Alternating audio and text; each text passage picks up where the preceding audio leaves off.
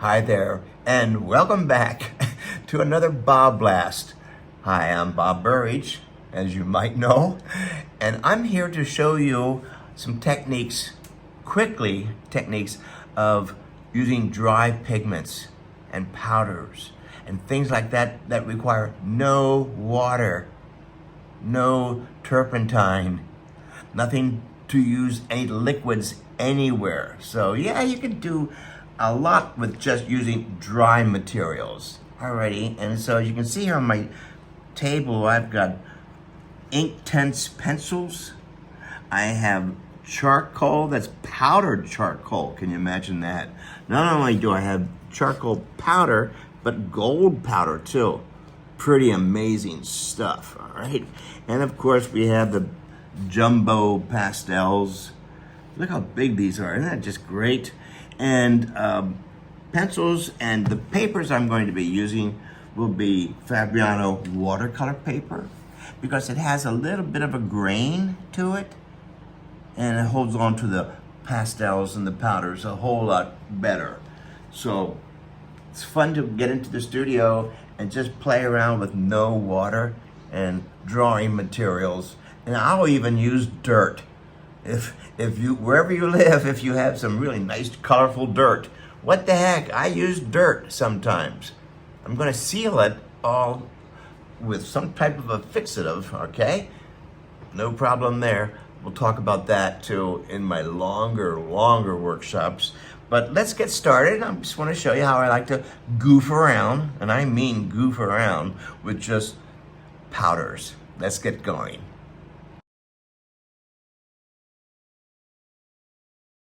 And now for some waterless painting, just with powders. Let's get going here.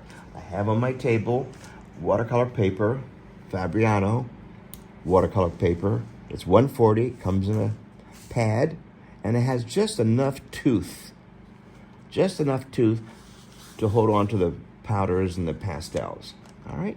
So I also have my colored pencils. These are the Derwent Inktense. It goes on dry. You can hit it with water later on. It turns into a watercolor, permanent watercolor, or you can just leave it alone. And I'll be doing some playing with that. And of course the pastels, all the different kinds of pastels, the skinny ones and these big fat honking ones. Isn't it great to draw these big ones, okay? I also have here this General's charcoal. It's powdered charcoal. Look at this. Oh my gosh, you're gonna have a lot of fun. Wear a mask. Highly recommend wearing a mask.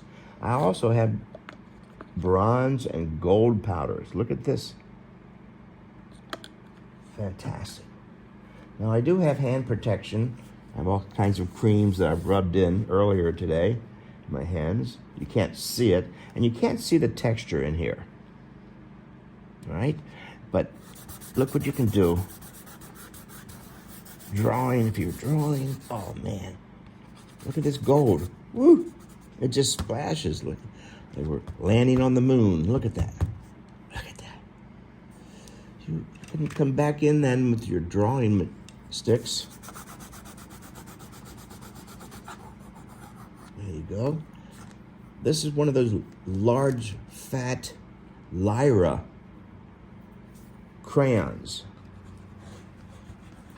I love to draw. And again, I could put water on these, but that's not what we're doing here today. Why not experiment like this? Rub it around like this. Oh, look at this. With some red over here. Woo! And this color. Periwinkle, there it is. I'm gonna take some more of this heavy duty stuff.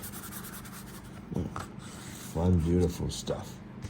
I love to play like this. This is taking me back to grade school or art school. You see what you can do. But drawing, even with a normal pencil, you do some beautiful stuff. This is where you get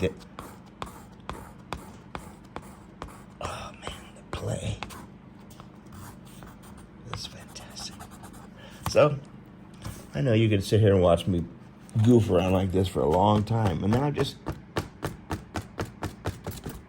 dust it all off. Let it alone. I'm going to be putting on a varnish on top of this, but it will be a spray varnish. A fixative, right? I like to use Spectra Fix because it's a casein. There's nothing poisonous or have an unpleasant aroma.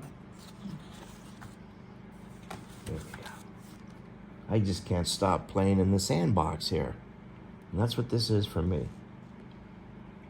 So you don't always have to have water, turpentine, and things like that to dissolve all these pigments. So I love to just goof around with pigments that really don't require water, okay? And keep working all day long on dry. So I hope you have some fun and know that you can give yourself permission to do anything you want. You can even put the dirt on top of this, and I do. What the heck?